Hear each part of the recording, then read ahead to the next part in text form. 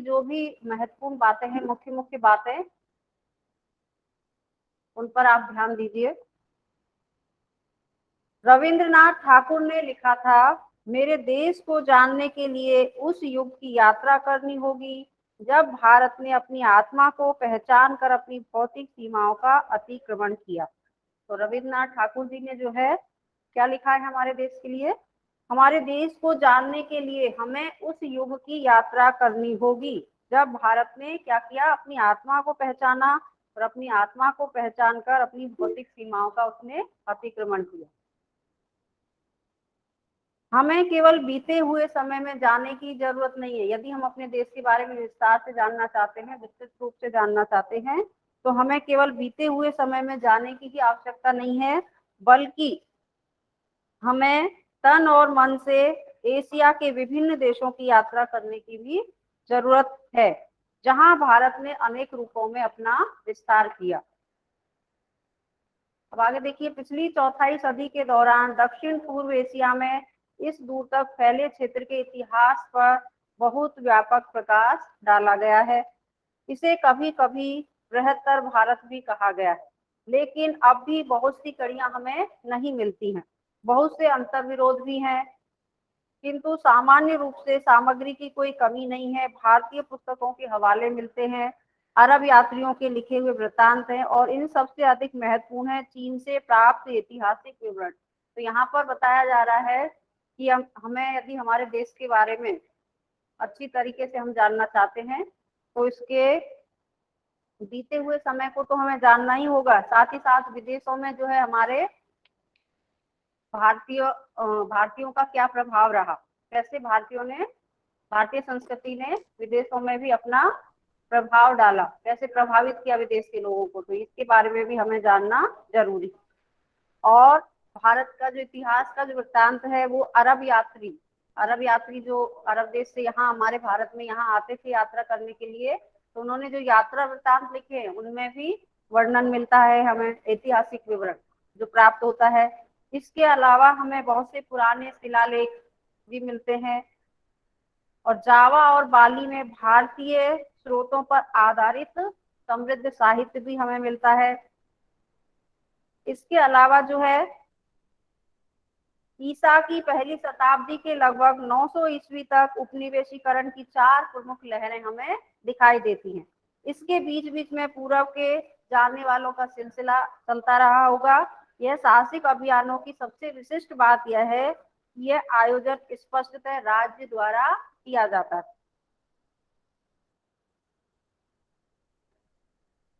और इसमें बताया गया है कि पुराने समय में जो है बस्तियों का नामकरण कैसे किया जाता था। बस्तियों का नामकरण पुराने भारतीय नामों के आधार पर ही किया गया, जैसे जिसे अब कंबोडिया कहते हैं, वो पुराने समय में कंबोज कहलाता था। जावा जावा स्पष्ट रूप से यवद्वीप, जो जौ का टापू है। तो जौ हमारे यहाँ एक अन्न खाने के लिए काम में लिया जाता है, अनाज, एक अनाज है, उसको जौ कहते हैं, एक प्रकार का अनाज ही है ये। और प्राचीन पुस्तकों में आए हुए नामों का संबंध भी प्राय किसी खनिज, धातु या उद्योग या खेती की पैदावार से ही संबंध उसका होता था।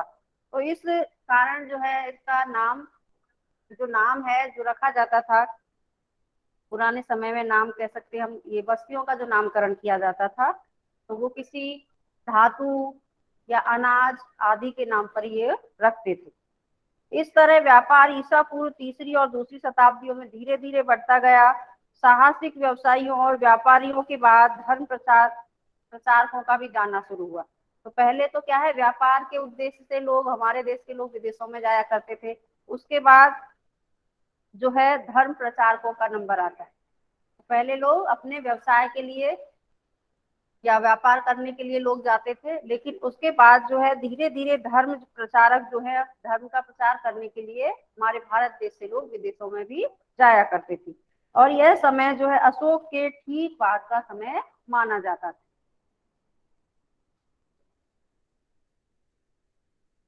संस्कृत की प्राचीन कथाओं में से यूनानी और अरबी दोनों में प्राप्त वृत्तांतों से ये बात हमें पता चलती है। भारत और सुदूर पूर्व के देशों के बीच कम से कम ईसा की पहली शताब्दी में नियमित रूप से समुद्री व्यापार होता था।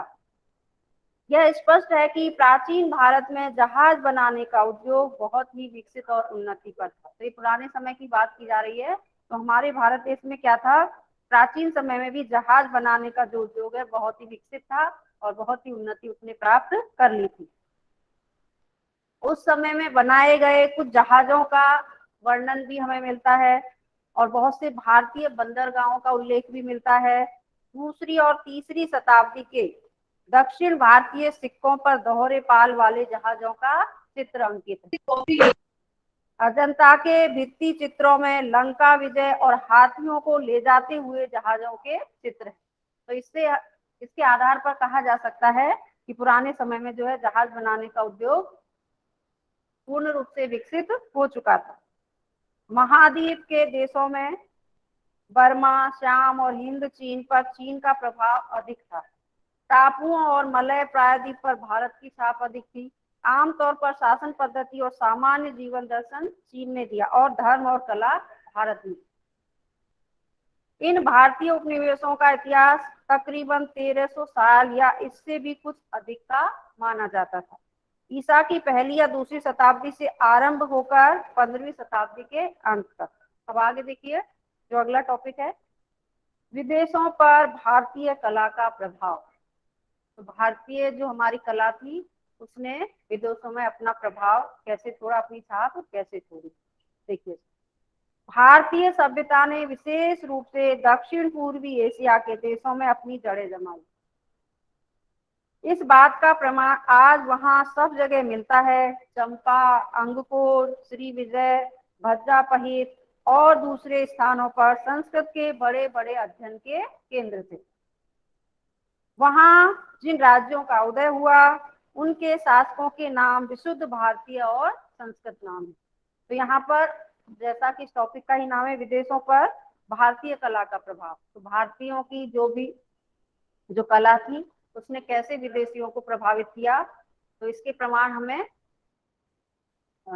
इतिहास में कैसे मिलते हैं। देखिए तो यहाँ पर बताया गया है कि जिन राज्यों का उदय हुआ उनके जो शासक थे उनका नाम विशुद्ध भारतीय, जैसे हम भारत में नाम रखते हैं उसी प्रकार के नाम थे और संस्कृत नाम भी मिलते हैं। तो इसका अर्थ तो हम ये नहीं कह सकते, इसका अर्थ इस आधार पर यह नहीं लगाया जा सकता कि विशुद्ध रूप से भारतीय। राजकीय समारोह भारतीय ढंग से संस्कृत में संपन्न किए जाते थे और उनके भी जो राजकीय समारोह होते थे वो संस्कृत में ही पूर्ण किए जाते थे। राज्य के सभी कर्मचारियों के पास संस्कृत की प्राचीन पदवियां थी और इनमें से कुछ पदवियां और पदनाम न केवल थाईलैंड में बल्कि मलाया की मुस्लिम रियासतों में भी अभी तक चले आ रहे हैं। इंडोनेशिया ने इन स्थानों के प्राचीन साहित्य भारतीय पुराकथाओं और गाथाओं से भरे हुए। जावा और बाली के मशहूर नृत्य भी भारत से ही लिए गए हैं। बाली के छोटे से टापू ने अपनी भारतीय संस्कृति को अभी तक बहुत सीमा तक कायम रखा है। यहाँ तक कि हिंदू धर्म भी वहाँ चला आ रहा है। फिलीपीन द्वीपों में लेखन कला भारत से ही गई है। कंबोडिया में वर्णमाला दक्षिण भारत से ली गई है और बहुत से संस्कृत शब्दों को थोड़े से हेर फेर के अर्थात थोड़ा सा उनमें बदलाव करके उन्होंने जैसे कि तैसे अपना लिया। दीवानी और फौजदारी के कानून भारत के प्राचीन स्मृतिकार मनु के कानूनों के आधार पर बनाए गए। तो वहां के जो कानून थे उनके राज्य के वो मनुस्मृति के कानूनों के आधार पर ही उन्होंने बनाए थे और इन्हें बौद्ध प्रभाव के कारण कुछ परिवर्तनों के साथ संहिताबद्ध करके कंबोडिया की आधुनिक कानून व्यवस्था में ले लिया गया। तो इस प्रकार यहाँ से इसमें हमने देखा कि बहुत सारी चीजें जो है भारत से ही जो ये द्वीप हैं जो विदेशी हैं राज्यों ने अपनाई थी। लेकिन भारतीय प्रभाव सबसे अधिक प्रकट रूप से प्राचीन भारतीयों की भव्य कला और वास्तुकला पर दिखाई पड़ता है। तो इसके अलावा जो है जो भारत की जो वास्तुकला है उसका भी प्रभाव दिखाई पड़ता है। तो इस प्रभाव को हम कहाँ कहाँ पर देख सकते हैं, जैसे इस प्रभाव से अंगकोर और बोरोबुदुर की इमारतों में अद्भुत मंदिर तैयार किए गए हैं। जावा में बोरोबुदुर में बुद्ध की जीवन कथा पत्थरों पर उकेरी गई है। दूसरे स्थानों पर नक्काशी करके विष्णु, राम और कृष्ण की कथाएं भी वहां पर अंकित की गई। अंगकोर वट के विशाल मंदिर में चारों तरफ विशाल खंडरों का विस्तृत क्षेत्र है। उसमें बनावटी झीलें, पोखरें और नहरें हैं, जिनके ऊपर पुल बने हुए हैं, और एक बहुत ही बड़ा फाटक है जिस पर वृत्ताकार सिर पत्थर में खुदा है। यह आकर्षक, मुस्कुराता हुआ किंतु रहस्यमय कंबोडियाई देवतुल्य चेहरा है। इस चेहरे की मुस्कान अद्भुत रूप से मोहक और विचलित करने वाली है। तो इस प्रकार से विदेशों में जो है हमारी यहाँ की जो वास्तुकला है उसका प्रभाव भी देखा जा सकता है। अंगकोर की प्रेरणा भारत से मिली, पर उसका विकास जो है खमेर प्रतिभा ने किया, या कि दोनों के परस्पर मेल से हुआ। कंबोडिया के जिस राजा ने इसे बनवाया उसका नाम जयवर्मन सप्तम था, जो ठेठ भारतीय नाम, जो पूरी तरह से क्या है, बिल्कुल भारतीय नाम है। भारतीय कला का भारतीय धर्म और दर्शन से इतना गहरा रिश्ता है कि जब तक किसी को उन आदर्शों की जानकारी ना हो जिनसे भारतीय मानस शासित होता है, तब तक उसके लिए उनको पूरी तरह सराहना संभव नहीं है। तो भारतीय कला में एक धार्मिक प्रेरणा होती है, और कुछ वैसी ही जिसने संभवतः यूरोप के महान गिरजाघरों के निर्माताओं को भी प्रेरित किया। सौंदर्य की कल्पना भी की गई है, वस्तुनिष्ठ रूप में नहीं, वह आत्मा से संबंध रखने वाली चीज उसे माना गया है। यूनानियों ने सौंदर्य से निस्वार्थ भाव से प्रेम किया। उन्हें सौंदर्य में केवल आनंद ही नहीं मिलता था, उन्होंने सत्य के भी दर्शन किए। प्राचीन भारतीय भी सौंदर्य से प्रेम करते थे, पर वे हमेशा अपनी रचनाओं में कोई गहरा अर्थ भरने का प्रयत्न करते रहते थे।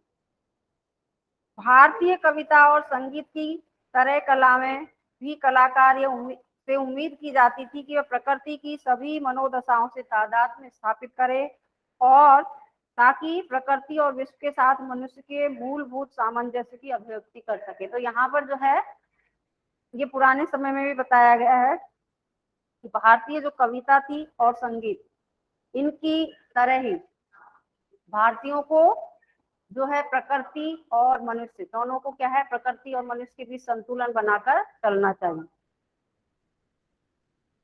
भारत की विशेषता उसकी मूर्ति कला और स्थापत्य में है, जिस तरह चीन और जापान की विशेषता उनकी चित्रकला में। तो जैसे चीन और जापान की विशेषता मानी जाती है उनकी चित्रकला, तो उसी तरह भारत की विशेषता उसकी जो मूर्ति कला है और स्थापत्य कला है वो मानी जाती है। तो भारतीय संगीत जो है यूरोपीय संगीत से बिल्कुल ही अलग है, बिल्कुल अलग है, दोनों में बहुत अंतर है। अपने ढंग से वह बहुत विकसित था। इस दृष्टि से भारत का स्थान जो है एक विशेष स्थान था, और संगीत के क्षेत्र में चीन और सुदूर पूर्व के अलावा उसने एशियाई संगीत को भी बहुत दूर तक प्रभावित किया। तो यहाँ पर भारतीय संगीत की बात की जा रही है। भारतीय संगीत के बारे में बताया गया है कि भारतीय संगीत वैसे देखा जाए तो यूरोपीय संगीत से बिल्कुल अलग है, हमारा और उनका कोई तालमेल नहीं है। फिर भी भारतीय जो संगीत था उसने चीन और एशियाई संगीत को बहुत अधिक प्रभावित किया। एशिया के दूसरे देशों की तरह भारत ने भी कला के विकास पर गढ़ी हुई मूर्तियों के विरुद्ध धार्मिक पूर्वाग्रह का महत्वपूर्ण प्रभाव पड़ा। वेद मूर्ति पूजा के विरुद्ध थी, और बौद्ध धर्म में भी अपेक्षाकृत बाद के समय में बुद्ध की मूर्तियां और चित्र बनाए जा सके। मथुरा के संग्रहालय में बौद्ध तत्व की एक विशाल, शक्तिशाली और प्रभावशाली पाषाण प्रतिमा है। पाषाण तो जानते हैं ना, पत्थर की प्रतिमा है। इसका निर्माण ईस्वी सन के आरंभ के आसपास कुषाण युग में माना जाता है। तो बौद्ध की जो प्रतिमा है मथुरा के संग्रहालय में, तो इसका निर्माण का समय माना गया है कुषाण युग में हुआ था। भारतीय कला अपने आरंभिक काल से ही प्रकृतिवाद से भरी। तो भारतीय कला में जो है प्रकृति का प्रभाव मिलता है, जो कुछ अंशों में चीनी प्रभाव के कारण भी हो सकता है। भारतीय कला के इतिहास की विभिन्न अवस्थाओं पर चीनी प्रभाव भी दिखाई पड़ता है। तो चीन का जो प्रभाव है वो भी भारतीय कलाओं पर हमें देखने को मिलता है। तो इससे के आधार पर हम कह सकते हैं कि चीन के जो यात्री थे वहां से भी लोग समय समय पर भारत में आया करते थे। तो विभिन्न यात्रा जो वृत्तांत है उनमें हमें चीनी यात्रियों का उल्लेख मिलता है। चौथी से छठी शताब्दी ईस्वी के गुप्त काल के दौरान, जिसे भारत का स्वर्ण युग कहा। अब यहाँ पर बात की जा रही है चौथी से छठी शताब्दी की, और गुप्त काल ये रहा था, गुप्त शासन काल, जिसे भारत का स्वर्ण युग भी कहा जाता था। अजंता की गुफाएं इसमें खोदी गई, उनमें भित्ति चित्र बनाए गए, और अब अजंता, एलोरा, एलिफेंटा, इनकी गुफाओं की जो है यहाँ पर उनके बारे में चित्रण किया जा रहा है। देखिए, अजंता हमें किसी स्वप्न की तरह दूर किंतु असल में एकदम वास्तविक दुनिया में ले जाती है। और ये जो भित्ति चित्र हैं, इन चित्रों को बौद्ध भिक्षुओं ने ही बनाया था। और बहुत समय पहले जो बौद्ध धर्म के संस्थापक थे, उनके स्वामी ने क्या कहा था, स्त्रियों से दूर रहो, उनकी तरफ देखो भी नहीं क्योंकि वे खतरनाक है। इसके बावजूद भी जो चित्र हैं उनमें स्त्रियों की कमी नहीं है, अर्थात जो अधिकांश चित्र बनाए गए हैं उनमें स्त्रियों के ऊपर ही बनाए गए। तो सुंदर स्त्रियां, राजकुमारियां, गायिकाएं, नर्तकियां, ये अनेक प्रकार के चित्र अजंता की गुफा में देखने को मिलते हैं। ये चित्रकार भिक्षु संसार को और जीवन के गतिशील नाटक को कितनी अच्छी तरीके से जानते थे। उन्होंने ये चित्र उतने ही प्रेम से बनाए हैं जितने प्रेम से उन्होंने बोधिसत्व को उनकी शान और लोकोत्तर गरिमा में चित्रित किया है। अब आगे देखिए, 7वीं 8वीं शताब्दी में ठोस चट्टानों को काटकर फिर एलोरा की गुफाएं जो है बनाई गई, और उनमें बीच में एक कैलाश का विशाल मंदिर है। यह अनुमान करना कठिन है कि इंसान ने उस समय इसकी कल्पना कैसे की होगी। एलिफेंटा की गुफाएं भी इसी समय की हैं, और यहाँ पर जो है प्रभावशाली और रहस्यमयी मूर्तियां भी देखने को मिलती हैं। दक्षिण भारत में महाबलीपुरम की इमारतों का निर्माण भी इसी समय में हुआ। अब आगे देखिए, एलिफेंटा की गुफाओं में नटराज शिव की एक खंडित मूर्ति भी प्राप्त होती है, जिसमें शिव नृत्य की मुद्रा में। हैवेल का कहना है कि इस क्षत विक्षत अवस्था में भी यह मूर्ति भीमा का शक्ति का मूर्त रूप है, और इसकी कल्पना अनंत विशाल। ब्रिटिश संग्रहालय में विश्व का सृजन और नाश करते हुए नटराज शिव की एक और मूर्ति। एप्स्टीन ने लिखा है कि उनकी विशाल लयात्मकता काल के विराट युगों का आह्वान करती है। जावा में बोरीबुदुर से बोधिसत्व का एक सिर कोपेनहेगन के हिल पटोटे ले जाया गया है। रूपगत सौंदर्य की दृष्टि से यह सिर्फ सुंदर है, इसमें कुछ और गहरी बात है जो बोधिसत्व की शुद्ध आत्मा को इस तरह उद्घाटित करती है जैसे दर्पण में प्रतिबिंब। तो यहाँ पर मूर्तियों की बात की जा रही है, तो बौद्ध अजंता, एलोरा, एलिफेंटा, इनकी गुफाओं में किस प्रकार से जो है बौद्ध भिक्षुओं ने मूर्तियां उस समय बनाई थी। और भित्ति चित्र, उसके अलावा जो भित्ति चित्रों की बात की गई, दीवार पर जो है किस प्रकार से चित्र उकेर कर बनाए गए।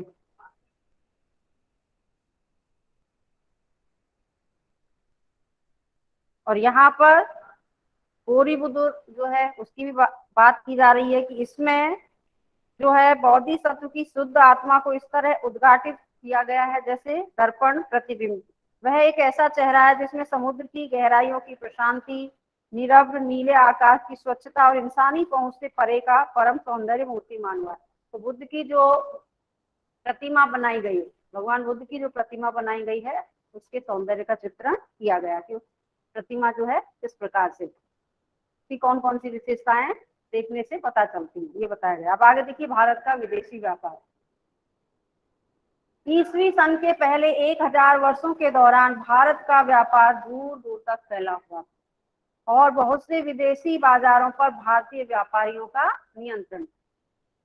भारतीय कपड़ा दूर दूर के देशों में जाया करता था। रेशमी कपड़ा भी यहाँ काफी पुराने समय से बनता रहा था, लेकिन वह शायद उतना अच्छा नहीं होता था। हमारे यहाँ का जो रेशम है तो उतना अच्छा नहीं होता था जितना चीनी रेशम, जिसका आयात यहाँ पर ईस्वी पूर्व 4वीं शताब्दी से ही किया जाता। भारतीय रेशम उद्योग बाद में उसने विकास किया अपना, लेकिन बहुत अधिक नहीं।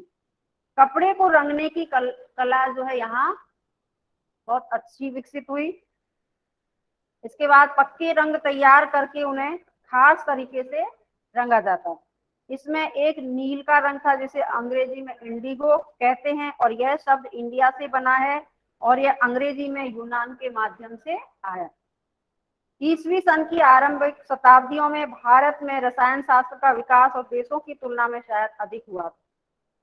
भारतीय प्राचीन काल से ही फौलाद को ताव देना जानते थे, तो भारतीय फौलाद और लोहे की दूसरे देशों में भी बहुत कद्र की जाती। तो यहाँ पर धातुओं की बात की जा रही है, प्राचीन समय में जो कौन कौन सी धातुएं बनती थी, विशेष रूप से युद्ध के कामों में, क्योंकि युद्ध जब होते थे तो उनके लिए जो हथियार बनाए जाते थे उसमें धातुओं के हथियार ही हुआ करते थे। भारतीयों को बहुत सी धातुओं की जानकारी थी। पुराने समय की यहाँ पर बात की जा रही है, तो बताया जा रहा है कि हमारे जो भारतीय थे उनको बहुत सी अनेक प्रकार की धातुओं का भी बहुत अच्छा ज्ञान था। औषधियों के लिए भी धातुओं के मिश्रण तैयार किए जाते थे। आसव और भस्म बनाना भी ये लोग जानते थे। औषध विज्ञान जो है, औषधि विज्ञान, वो भी बहुत अधिक विकसित था। और शरीर रचना और शरीर विज्ञान का अध्ययन भी किया जाता था। अब देखिए आगे खगोल शास्त्र, जो विज्ञानों में प्राचीनतम। खगोल शास्त्र की बात यहाँ की जा रही है। विश्वविद्यालयों के पाठ्यक्रम का यह विषय था। तो खगोल शास्त्र जो है विश्वविद्यालय में जो जो विषय होते थे उसमें खगोल शास्त्र भी एक विषय हुआ करता था। पाठ्यक्रम का ये नियमित विषय था और फलित ज्योतिष को इससे मिला दिया जाता था, और इसी के आधार पर निश्चित पंचांग भी तैयार किए जाते थे, जो अभी भी पंचांग जो है आप अभी भी देख सकते हो। उनके लिए खगोल शास्त्र का ज्ञान व्यवहारिक दृष्टि से बहुत ही सहायक होता था। ये कहना कठिन है कि उस समय यंत्रों ने कितनी प्रगति की थी, लेकिन जहाज बनाने का उद्योग खूब चलता था। इसके अलावा विशेष रूप से युद्ध में काम आने वाली तरह तरह की मशीनों का भी वर्णन मिलता है। ऐसा प्रतीत होता है कि उस समय भारत औजारों के निर्माण एवं प्रयोग में और रसायन शास्त्र और धातु संबंधी जानकारी में किसी देश से पीछे नहीं था। तो यहाँ पर बताया गया है कि उस समय जो है विशेष रूप से क्या है, जहाजों का उद्योग तो प्रगति पर था, युद्ध में काम आने वाले तरह तरह के हथियार भी बनाए जाते थे। इसके अलावा जो है रसायन शास्त्र, धातु शास्त्र, ये जो विषय हैं इनमें भी भारत ने अच्छी प्रगति कर ली।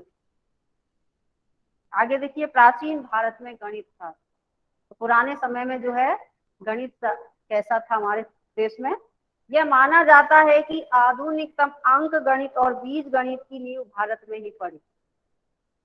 गिनती के चौकटे को इस्तेमाल करने की पद्धति रोमन और उसी तरह की संख्याओं के इस्तेमाल ने बहुत समय तक प्रगति में बाधा दी, जबकि शून्यांक मिलाकर 10 भारतीय संख्याओं ने मनुष्य की बुद्धि को इन बाधाओं से बहुत पहले ही मुक्त कर दिया था।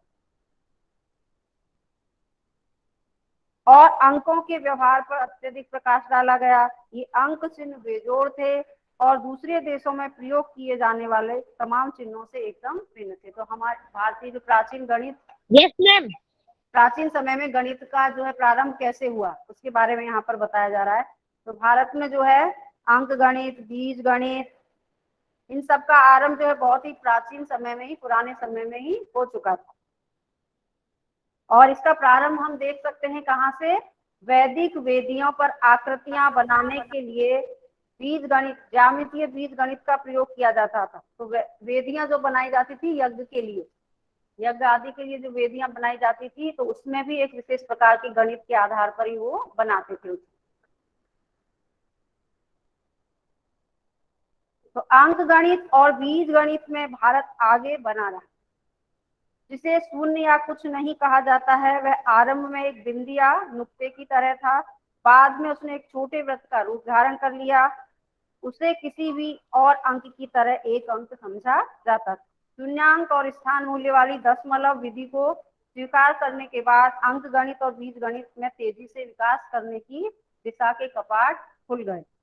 बीज गणित पर सबसे प्राचीन ग्रंथ ज्योतिर्विद आर्यभट्ट का है। तो ये बच्चों अब जो गणितज्ञ हैं, जो हमारे प्राचीन गणितज्ञ हैं, उनका नाम यहाँ पर है। आप लोग पेंसिल से अंडरलाइन करते चलिए, मैं बता दूंगी आप लोगों को, है ना। तो प्राचीन गणितज्ञ देखिए, बीज गणित पर सबसे प्राचीन ग्रंथ है ज्योतिर्विद आर्यभट्ट। आर्यभट्ट का नाम यहाँ पर है, और जिनका जन्म माना जाता है 427 ईस्वी में हुआ था। भारतीय गणित शास्त्र में अलग महत्वपूर्ण नाम एक और आता है, भास्कर, भास्कर का, और उनके बाद ब्रह्मपुत्र का। तो ब्रह्मपुत्र प्रसिद्ध खगोल शास्त्री भी थे, जिसने शून्य पर लागू होने वाले नियम निश्चित किए और इस क्षेत्र में और अधिक उन्होंने प्रगति की। इसके बाद अंक गणित और बीज गणित पर लिखने वाले गणितज्ञों की परंपरा आती। इसमें अंतिम और महान नाम जो है भास्कर द्वितीय का है, जिसका जन्म 1114 ईस्वी में हुआ था। उसने खगोल शास्त्र, बीज गणित, अंक गणित पर क्रमशः 3 ग्रंथों की रचना की। अंक गणित पर उनकी पुस्तक का नाम लीलावती, जो स्त्री का नाम होने के कारण गणित की पुस्तक के लिए थोड़ा विचित्र सा लगता है। विश्वास किया जाता है कि लीलावती भास्कर की पुत्री थी। इसका कोई प्रमाण नहीं मिलता है, लेकिन पुस्तक की शैली सरल और स्पष्ट है और छोटी उम्र के लोगों के समझ के भी उपयुक्त है। इस पुस्तक का संस्कृत विद्यालयों में अब भी कुछ हद तक अपनी शैली के कारण इस्तेमाल किया जाता है। अब आगे देखिए, 8वीं शताब्दी में खलीफा अल मंसूर के राज्यकाल में कई भारतीय विद्वान बगदाद गए और अपने साथ में जिन पुस्तकों को ले गए उनमें खगोल शास्त्र और गणित की पुस्तकें भी थी। उन्होंने अरबी जगत में गणित शास्त्र और ज्योतिष शास्त्र के बाद के विकास को उन्होंने प्रभावित किया। बगदाद उस समय विद्या अध्ययन का बड़ा केंद्र था। तो बगदाद की बात की जा रही है। बगदाद में जो हमारे यहाँ के जो भारतीय विद्वान यहाँ से भारत से बगदाद गए थे, तो वो अपने साथ जो है खगोल शास्त्र और गणित की पुस्तकें लेकर गए थे और बगदाद उस समय विद्या अध्ययन का बहुत बड़ा केंद्र माना जाता है। यूनानी और यहूदी विद्वान एकत्रित होकर अपने साथ यूनानी दर्शन और विज्ञान भी ले गए थे। मध्य एशिया से स्पेन तक सारी इस्लामी दुनिया पर बगदाद का सांस्कृतिक प्रभाव देखा जा सकता है और अरबी अनुवादों के माध्यम से भारतीय गणित का ज्ञान इस व्यापक क्षेत्र में फैल गया। तो अरबी जगत से यह नया गणित संभवतः स्पेन के मूल विश्वविद्यालयों के माध्यम से यूरोपीय देशों में पहुंचा। तो ये गणित जो है, भारत का जो प्राचीन गणित था वो कैसे विदेशों में पहुंचा और उसके बाद धीरे धीरे कैसे और अन्य विदेशों में इसका प्रचार प्रसार हुआ, इसके बारे में बताया गया। यूरोप में जो है इन अंकों का विरोध हुआ और इनके आमतौर पर प्रचलन में कई 100 वर्ष लगे। इनका सबसे पहला प्रयोग जिसकी जानकारी मिलती है 1134 ईस्वी में सिसिली के एक सिक्के में हुआ। ब्रिटेन में इसका पहला प्रयोग 1490 ईस्वी में हुआ। तो हमारे जो गणित है सब का प्रभाव जो है विदेशों में कैसे पड़ा, यहाँ से भारत से जो विद्वान थे वो अपने साथ खगोल शास्त्र की और इसकी गणित की पुस्तकें ले गए। फिर उसके बाद उन्होंने वहां पर उन पुस्तकों का जो ज्ञान है उसके बारे में वहां के लोगों को बताया। उसके बाद धीरे धीरे काफी समय लग गया है। तो जैसा कि बताया है कि यूरोप में पहले तो विरोध हुआ इन नए अंकों का, उसके बाद इसको प्रचलन में जो है लगभग कई 100 वर्षों का समय लग गया। अब आगे देखिए, विकास और ह्रास। ईसवी सन के पहले 1000 वर्षों में भारत में आक्रमणकारी तत्वों, तो यहाँ पर ये बताया गया कि भारत ने कैसे तो विभिन्न क्षेत्रों में पुराने समय में जो है अपनी प्रगति की और उसके बाद धीरे धीरे उसका जो है पतन कैसे होता गया, इसके बारे में यहाँ पर बताया गया है। विकास और ह्रास। ईसवी सन के पहले 1000 वर्षों में भारत में आक्रमणकारी तत्वों और आंतरिक झगड़ों के कारण बहुत उतार चढ़ाव आया। तो एक तो विदेशी आक्रमण और दूसरा जो है आंतरिक झगड़े, जो आपस में ही गृह युद्ध हुआ करते थे उनका। ईरान, चीन, यूनानी, मध्य एशिया से उसका संपर्क बढ़ता है, पर इससे भी बढ़कर पूर्वी समुद्रों की ओर बढ़ने की शक्तिशाली प्रेरणा भी देता है। परिणाम स्वरूप भारतीय उपनिवेशों की स्थापना, भारतीय सीमाओं को पार कर दूर दूर तक भारतीय संस्कृति का प्रसार भी होता है। इन 1000 वर्षों के बीच के समय में यानी 4वीं शताब्दी के आरंभ से लेकर 6वीं शताब्दी तक गुप्त साम्राज्य का विस्तार होता है। ये भारत का स्वर्ण युग कहलाता है। तो इसमें कई बार ये बात आ गई है, गुप्त काल जो था ये भारत का स्वर्ण युग कहा जाता है। इस युग के सांस्कृतिक संस्कृत साहित्य में एक प्रकार की आत्मविश्वास, प्रशांति और आत्माभिमान की दीप्ति और उमंग दिखाई पड़ती है। तो संस्कृत साहित्य का उसके बारे में यहाँ पर बताया जा रहा है। स्वर्ण युग के समाप्त होने से पहले ही कमजोरी के लक्षण उसके दिखाई देने लगे थे। तो उत्तर पश्चिम से जो गोरे ऊनों के दल आते थे वो बार बार वापस खदेड़ दिए जाते थे, किंतु वे धीरे धीरे उत्तर भारत में अपना रास्ता बनाते गए और आधी शताब्दी तक पूरे उत्तर में उन्होंने अपनी राज्य सत्ता को स्थापित कर लिया था। इसके बाद अंतिम गुप्त सम्राट मध्य भारत के एक शासक यशोवर्मन के साथ मिलकर बहुत प्रयत्न करके हुनों को यहाँ से भारत से भगा दिया गया। इस लंबे संघर्ष ने भारत को राजनीतिक और सैनिक दृष्टियों से कमजोर बना दिया था। हुनों के उत्तर भारत में बस जाने के कारण लोगों में धीरे धीरे एक भीतरी परिवर्तन दिखाई देने लगा। हुनों के पुराने वृत्तांत कठोरता और बर्बरता के व्यवहार से भरे हुए थे। ऐसा व्यवहार जो युद्ध और शासन के भारतीय आदर्शों से एकदम भिन्न अर्थात अलग था। 7वीं शताब्दी में हर्ष के शासनकाल में उज्जैनी जो गुप्त शासकों की एक बहुत ही शानदार राजधानी था, फिर कला, संस्कृति और शक्तिशाली साम्राज्य का भी वो केंद्र बनी रही, लेकिन वह धीरे धीरे वह भी कमजोर पड़ी और उसकी जड़ें समाप्त होने लगी। फिर गुजरात 9वीं शताब्दी में गुजरात का मिहिर भोज उत्तर और मध्य भारत में छोटे राज्यों को मिलाकर एक संयुक्त राज्य उसने बनाया। फिर कन्नौज को उसने अपनी राजधानी बनाया और फिर से साहित्यिक पुनर्जागरण प्रारंभ हुआ, जिसके प्रमुख व्यक्तित्व माने जाते हैं राजशेखर। 11वीं शताब्दी के आरंभ में एक बार फिर दूसरा भोज सामने आता है जो बहुत पराक्रमी और आकर्षक था और उज्जैनी फिर से एक बहुत बड़ी राजधानी के रूप में उभर कर सामने आया। यह भोज बड़ा ही अद्भुत व्यक्ति था जिसने अनेक क्षेत्रों में प्रतिष्ठा हासिल की। यह व्याकरण था अर्थात इसको व्याकरण का भी अच्छा ज्ञान था और उसकी दिलचस्पी भेषज और खगोल शास्त्र में थी। उसकी रुचि जो थी भेषज अर्थात औषधि, जो औषधियों का ज्ञान है, और खगोल शास्त्र इसमें थी। और वह स्वयं कवि और लेखक भी था। तो स्वयं भी क्या है, खुद भी रचनाएं लिखा करता था, जिसके नाम से कई रचनाएं भी मिलती हैं।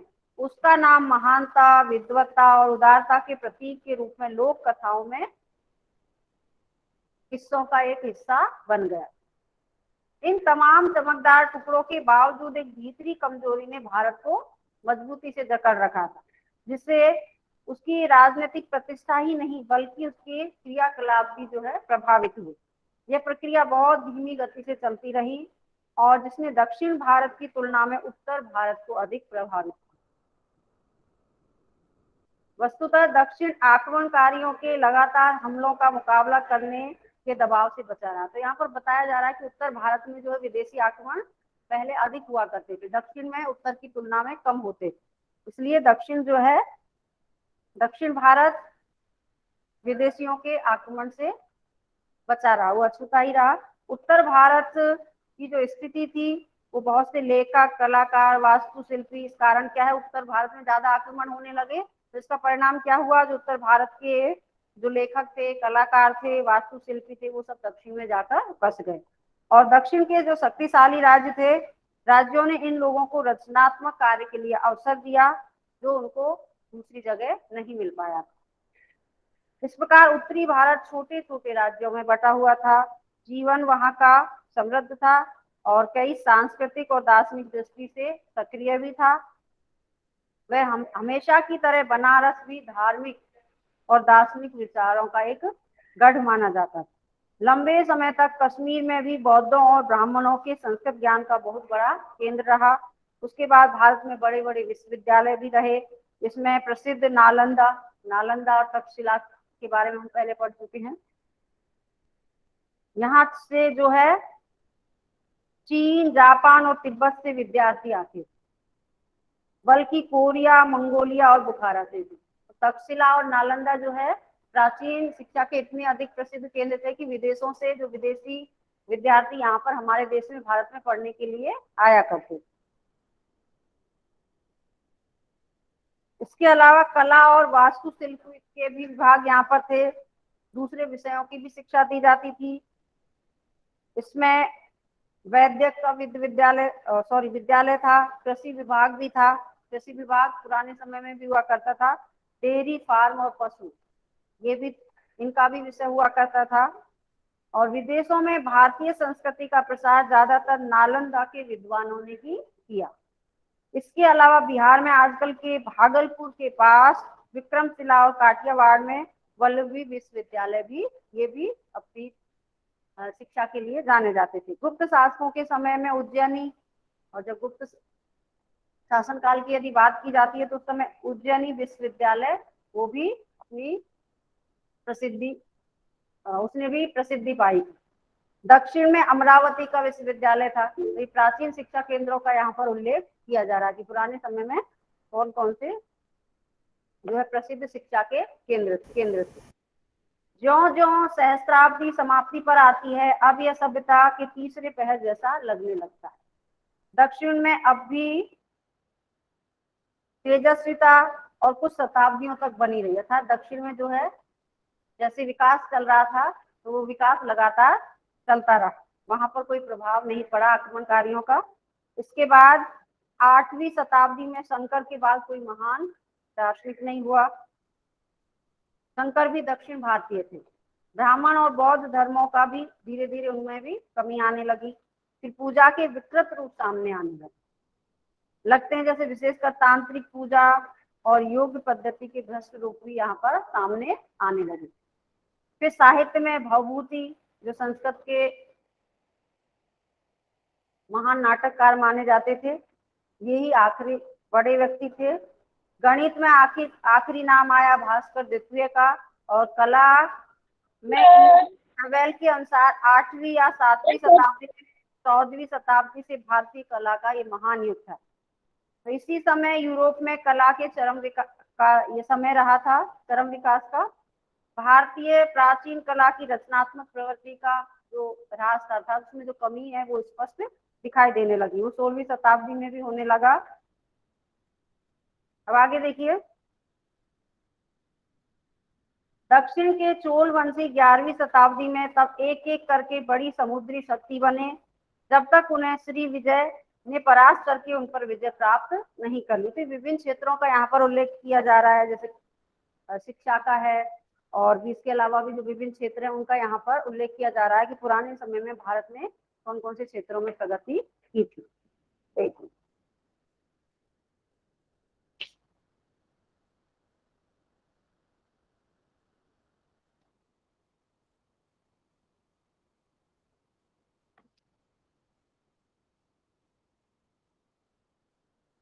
हाँ आगे देखिए बच्चों।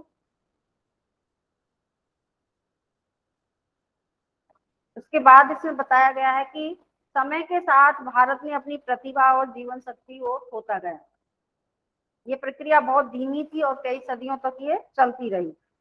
इसका आरंभ उत्तर में हुआ और अंत में ये दक्षिण में पहुंच गई। ये राजनीतिक पतन और सांस्कृतिक गतिविरोध के कारण क्या थे? तो राधा कृष्णन का कहना है कि भारतीय दर्शन ने अपनी शक्ति राजनीतिक स्वतंत्रता के साथ खो दी थी। तो भारतीय दर्शन जो है उसका कैसे धीरे धीरे उसमें विकृति आ गई।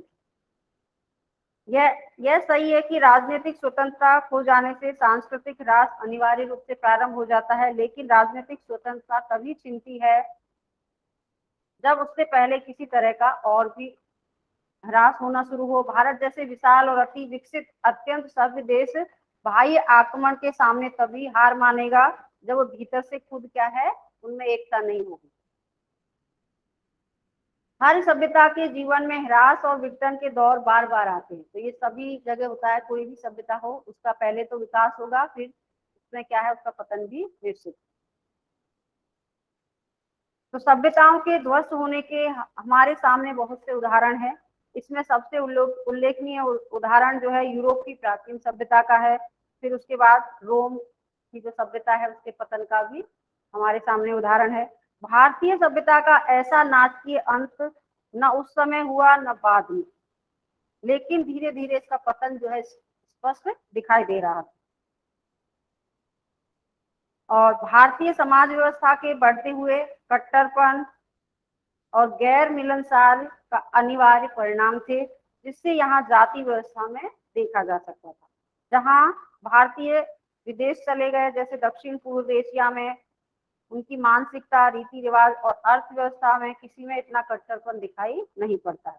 अगले 400-500 वर्षों तक वो क्या है, उपनिवेशों में फले फूले और उन्होंने रचनात्मक शक्ति का भी परिचय दिया। स्वयं भारत में गैर मिलनसारी की भावना ने उनकी रचनात्मकता को नष्ट कर दिया। गैर मिलनसारी अर्थात जो मेल जोल नहीं था उनमें, तो आपस में जो है मिलजुल कर नहीं रह सके, उनमें एकता नहीं थी। इस कारण से धीरे धीरे भारतीय सभ्यता का भी जो है धीरे धीरे उसमें अनेक और इसके अलावा भी और कई कारण थे, उनके कारण जो है भारतीय सभ्यता में पतन उसका होने लगा। अब आगे देखिए, देश की सुरक्षा के लिए युद्ध करना क्षत्रियों का काम हो गया था, क्योंकि बार बार विदेशी आक्रमण हुआ करते थे, इसलिए ब्राह्मण और क्षत्रिय वाणिज्य व्यापार को नीची नजर से देखते थे। ब्राह्मण और क्षत्रिय जो है ये वाणिज्य और व्यापार इसको क्या है वो अच्छा नहीं मानते थे। नीची जाति वालों को शिक्षा और विकास के अवसरों से वंचित रखा गया और उन्हें अपने से ऊंची जाति के लोगों के अधीन रहना ही उन्होंने सिखाया। तो इस प्रकार से जो भारतीय समाज व्यवस्था थी उसमें कुछ विकृतियां आने लगी, विकृतियों के कारण ही पतन होने लगा। भारत के सामाजिक ढांचे ने भारतीय सभ्यता को अद्भुत दृढ़ता दी थी, उन्होंने गुटों को शक्ति दी, उन्हें एकजुट किया, लेकिन यह बात बेहतर एकता और विकास के लिए बाधक हुई। इसमें दस्तकारी, शिल्प, वाणिज्य, व्यापार का विकास किया गया, लेकिन हमेशा अलग अलग समुदायों के भीतर विकास तो हुई, लेकिन ये क्या है अब जो भारतीय समाज जो है गुटों में, ग्रुप में जो है समूह में बट गया। तो खास ढंग के जो धंधे थे वो पुश्तैनी बन गए और नए ढंग के कामों से लोग बचने लगे। तो इस प्रकार बड़ी संख्या में लोग विकास के अवसरों से वंचित रह गए और उन्हें स्थायी रूप से समाज की सीढ़ी में नीचा दर्जा देकर यह मूल्य चुकाया गया। इसी कारण हर तरफ जो है पतन हुआ, विचारों में, दर्शन में, राजनीति में, युद्ध की पद्धति में, बाहरी दुनिया की जानकारी में, उसके साथ संपर्क में। तो यहाँ पर बताया गया है कि कुछ ऐसे कारण थे जिनके कारण भारत का पहले तो भारतीय सभ्यता संस्कृति का विकास हुआ, लेकिन भारतीय समाज में कुछ ऐसी विकृतियां आ गई थी तो उनके कारण धीरे धीरे जो है यहाँ पर पतन होने लगा। क्षेत्रीयता के भाव भी बढ़ने लगे, भारत की अखंडता की जो अवधारणा थी उसके स्थान पर सामंतवाद, गिरोहबंदी की भावनाएं बढ़ने लगी, अर्थव्यवस्था भी संकुचित हो गई।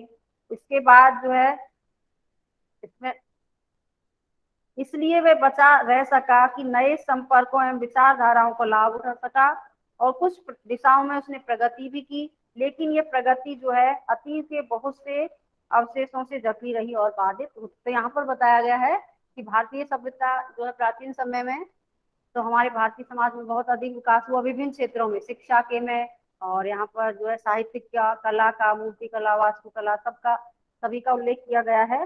लेकिन फिर भी कुछ ऐसे कारण थे जिनके कारण धीरे धीरे भारतीय समाज व्यवस्था का जो है पतन होने लगा। तो अनेक कारण भी बताए गए हैं। ठीक है बच्चों, ओके मैम। तो ये इस प्रकार से ये पाठ हमारा समाप्त हो गया है ना। अगली क्लास में इसके हम प्रश्न उत्तर देखेंगे। Okay ma'am. ठीक है बच्चों, अपना क्लास समाप्त करते हैं ना। मैम आप संस्कृत का हाँ वो जो हाँ चैप्टर हमें शुरू करवाया था उसका प्रोनाउंसिएशन कब करवाओगी? आपने हिंदी में तो हमें समझा दिया था पर पाठ, हाँ एक मिनट रुकिए, उसके बाद में बात